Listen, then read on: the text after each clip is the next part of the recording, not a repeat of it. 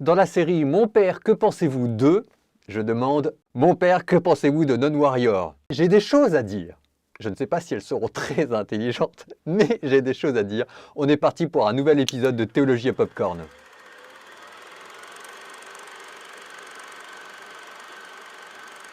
Un épisode qui n'a pas été très simple pour moi à tourner. Parce que dans l'effort de documentation, ça a été assez compliqué. J'ai commencé par me souvenir du trailer, ensuite d'une vidéo que j'avais vue sur des sœurs ninja.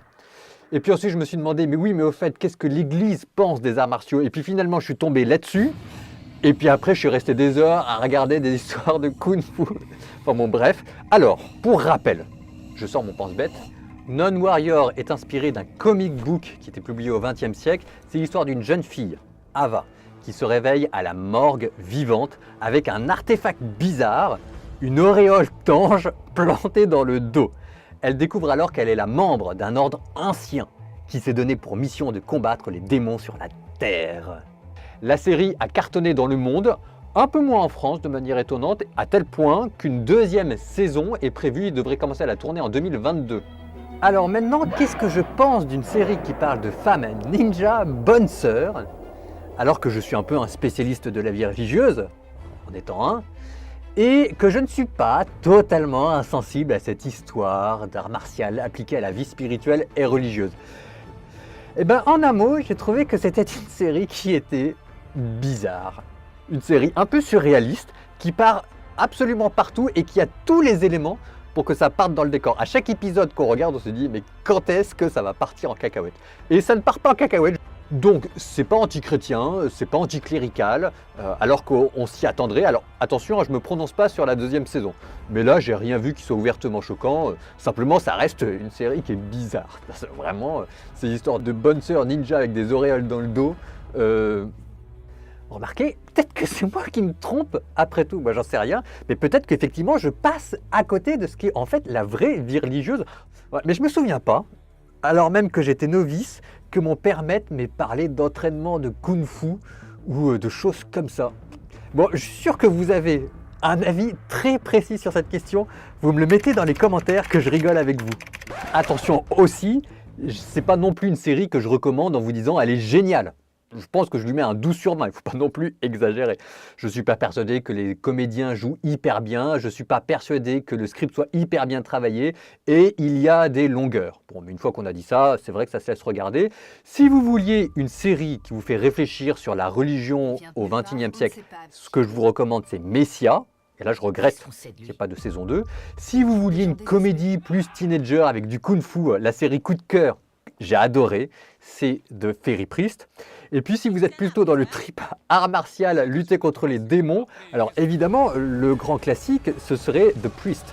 Un film qui m'a beaucoup marqué, alors c'est peut-être une déformation professionnelle, mais je m'identifie assez à ce prêtre qui chasse à coups de shuriken en forme de croix les vampires et qui a un tatouage avec du rouge à lèvres, une grande croix sur le front. C'est comme ça aussi que j'envisage quand même ma vie religieuse. Bon. Je ferme la parenthèse, on revient à Non-Warrior. Pourquoi est-ce que je dis que c'est bizarre, mais que ça m'a quand même bien fait marrer?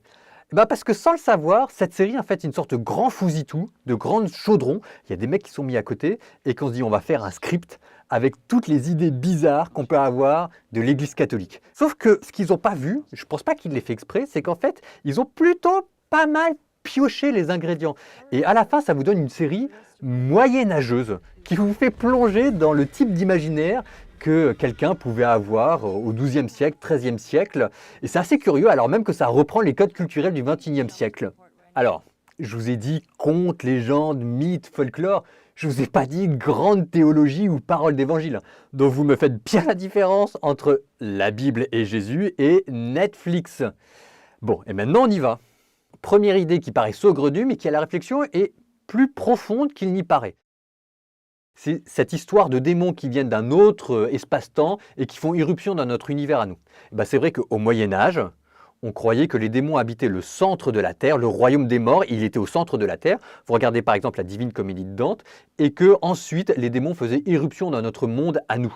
Et c'est exactement cette même idée qui est en fait reprise à travers le vocable plus moderne de portail dimensionnel et d'espace-temps. Deuxième idée saugrenue.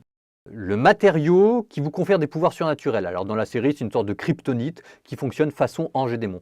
C'est vrai qu'au Moyen-Âge, typiquement, ça vous donne tout le délire qu'il y avait autour du Saint Graal.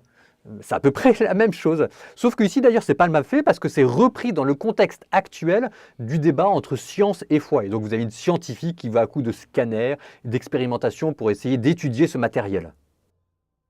Troisième fantasme, l'idée que le Vatican est une société secrète qui a mis la main sur la Bible et qui essaie d'imposer ça à un ordre mondial. Bon, alors là, la seule chose, c'est que ce n'est pas vraiment un fantasme du Moyen-Âge, mais plutôt un fantasme issu de la réforme protestante. Bon, ok. Celui-là, il est catholique, puis bien catholique, le fantasme d'un ordre religieux consacré aux arts martiaux. Alors nous, on pense aux moines Shaolin, ben là, non. La référence première, ça va être l'ordre des Templiers qui était fondé pendant les croisades. Alors c'est vrai que pour le coup, ça pose plein de questions. Est-ce qu'un chrétien a le droit de faire la guerre?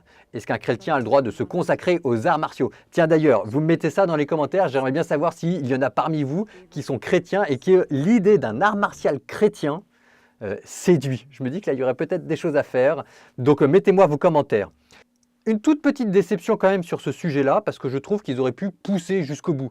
Enfin, on ne voit jamais les bonnes sœurs en habits religieux, alors que pour le coup, ça permettrait d'avoir un truc qui claque beaucoup plus. On ne les voit jamais en train de prier.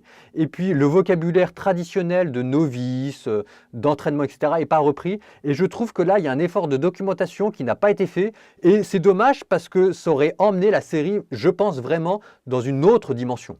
Et puis, dernière idée, alors là aussi saugrenue, mais qui en fait ces lettres de noblesse, c'est l'idée d'une vierge guerrière, d'une jeune fille qui se bat au nom de quelque chose. Jeanne d'Arc, ou alors l'équivalent moderne, Greta Thunberg, sur toute autre chose, mais il y a toujours cette idée d'une sorte d'archétype de mythe de la jeune fille qui se bat. Alors dans la Bible, ça vous donne Yaël, ça vous donne Judith. Avec là quand même quelque chose qui m'a chagriné dans le scénario. Bon alors je fais mon vieux con en 2 secondes, mais à un moment donné, elle couche avec son amoureux, et j'ai trouvé que ça n'apportait rien, que c'était pas exploité, que c'était télescopé 3 épisodes à l'avant, que c'est aussi quand même quelque chose que la morale catholique réprouve, et puis que ça appauvrissait justement cette idée de la Vierge qui se bat pour un idéal. Et avec tout ça, si jamais je devais résumer, vous avez mon sentiment global sur la série, les idées qui sont saugrenues sont quand même à la fin, on se dit plutôt bien choisies, mais ils auraient fait un véritable effort de documentation, ils auraient pris un mec qui connaissait la vie religieuse et l'histoire des religions, cela leur aurait permis d'approfondir et d'enrichir toute cette série. Bon, là-dessus, vous prenez soin de vous. J'aimerais bien quand même faire un jour la série, enfin le film Akira, L'amour vaincra.